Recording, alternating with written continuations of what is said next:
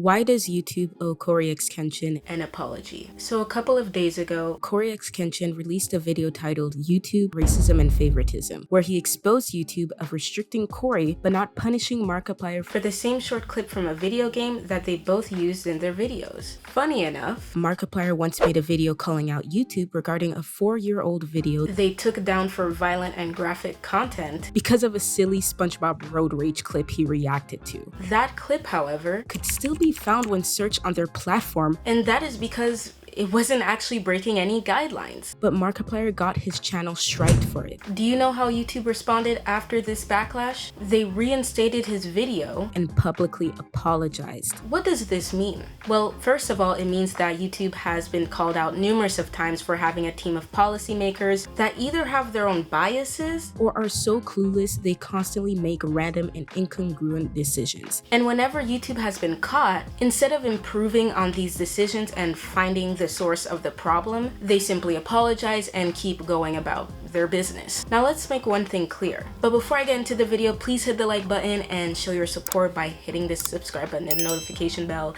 It'll mean a lot to me, seriously. coryxkenshin was a victim of favoritism by YouTube. Would I go as far as to say that they are racist? I'm not sure, since YouTube is such a big corporation with so much to lose. I think they know better not to be pro-racist. But YouTube has shown time and time again that they will allow certain YouTubers to tread the community guidelines while striking and restricting others that are respecting them completely. The biggest YouTube controversy that to me shows that YouTube plays favorites is the Logan Paul forest controversy. I remember vividly watching that video on New Year's Eve of 2017, seeing that it was #1 trending on YouTube and had over 600,000 likes, and YouTube never took it down because, of course, at the time, Logan Paul was their golden boy. The video actually was only taken down 2 days later by Logan Paul himself, and only once he saw the backlash. Granted, he became a new person. This has nothing to do with him specifically. I do like to watch his podcast. I'm just using this as an example about how YouTube plays favorites. And if you want to see other signs of favoritism, you guys can watch Gideon's video titled YouTube, Racism and Favoritism 2.0, where he exposes literally the most ridiculous and unfair strikes that YouTube has given him. And that is what YouTube is doing to Cory and have been doing to him for years. Now, there is a possibility that there is a racist employee or employees among YouTube's policymakers that is getting away with this, but if that is the case,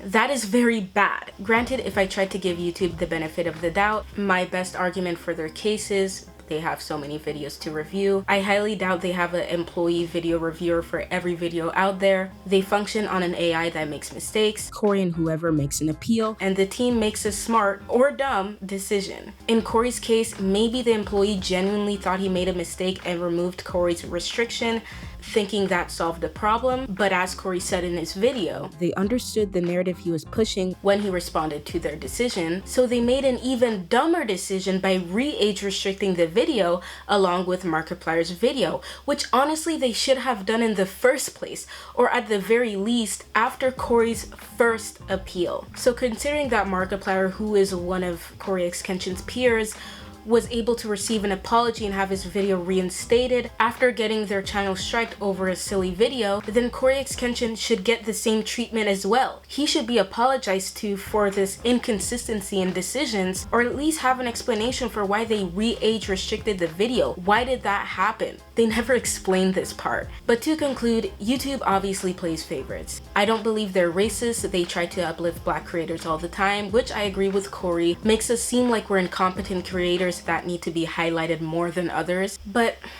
equality, equity, and justice are extremely distinct. We understand that certain demographics don't benefit from the same support. Some of us don't actually appreciate being granted a push, like we are less adequate than others, which can also promote another form of favoritism. But we would like to see changes that benefit everyone and also solve the situations that are at hand by being much more open to their creators. Anyways, thank you guys so much for watching this week's video.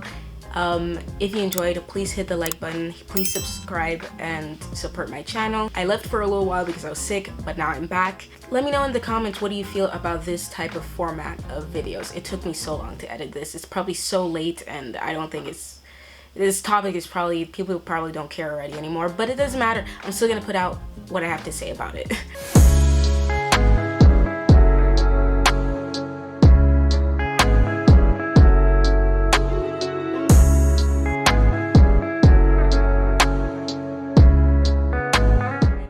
also hit the notification bell to show you.